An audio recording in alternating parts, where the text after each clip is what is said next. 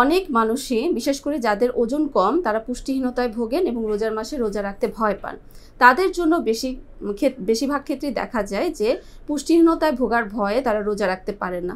তবে একটু স্লাইটলি যদি আপনি চিন্তা করেন ভালোভাবে যে রমজান মাসে কিন্তু আপনার পুষ্টি চাহিদা দূর করার একটা সুবর্ণ সুযোগ রয়েছে।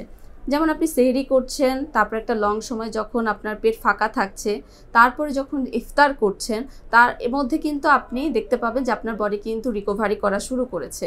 সো সেহরি যদি আপনি করেন তাহলে সেহরিতে যে খাবারটা খাবেন সেটা সারাদিনের রিপেয়ারিং এবং রিকভারিংয়ের মাধ্যমে ইফতারে যখন যে আপনি খাবেন তাহলে কিন্তু আপনার পুষ্টির যে ঘাটতি থাকবে সেটা কিন্তু ব্যালেন্স হয়ে যাবে। তো আপনাকে এমন খাবার চয়েস করতে হবে যেটা কিনা হবে সমৃদ্ধ, পর্যাপ্ত পরিমাণে কার্বোহাইড্রেট জাতীয় খাবার, যেটা কমপ্লেক্স, সিম্পল সুগার না, যেমন চিনি, আখের রস, ফলের রস এগুলো খেতে পছন্দ করে, এগুলো পরিহার করতে হবে। কিন্তু আস্ত ফল আপনারা খেতে পারবেন, মিক্স ফল পছন্দ করবেন। প্রোটিন জাতীয় খাবার যেমন সেটা ডাল হতে পারে, মাছ অথবা মুরগি অথবা ডিম হতে পারে, সাথে হচ্ছে কেউ কেউ কবুতরের মাংস পছন্দ করতে পারেন, এগুলো রাখতে হবে। এবং সাথে সাথে চিড়া, বিশেষ করে লাল চিড়া, লাল চালের ভাত অথবা সাদা চালের ভাতও, যাদের লাল চালের ভাতে হজমের সমস্যা হয় তারা সাদা চালের ভাতও খেতে পারবেন।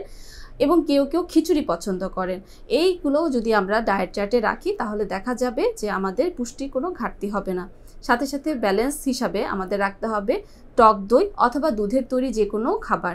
অনেক সময় দেখা যায় গরম দুধ খেলে আমাদের হজমের সমস্যা হয়, যেহেতু আমরা অনেকটা সময় না খেয়ে থাকি, তাই ঠান্ডা দুধ খেলে বেশি ভালো হয়।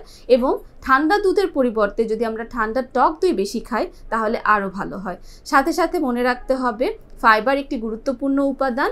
আপনার খাবারে পর্যাপ্ত পরিমাণে ফাইবার অ্যাডিশন করার জন্য অবশ্যই শাকসবজি রাখতে হবে, তাহলেই আমাদের পুষ্টি চাহিদা দূর হবে এবং আমরা কিন্তু রমজানের যে উপকারিতা সেটা পাবো।